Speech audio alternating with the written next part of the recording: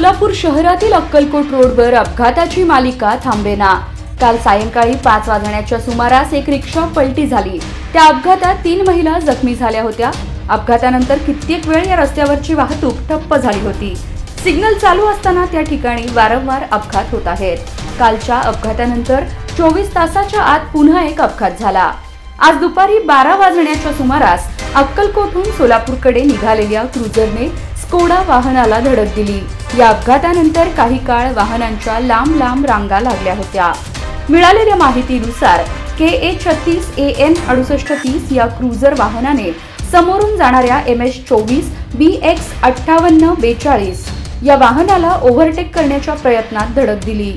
या अपघातात स्कोडा गाडीच्या पाठीमागील उजव्या दिशेला असलेल्या इंडिकेटरसह वाहनांचे किरकोळ नुकसान झाले।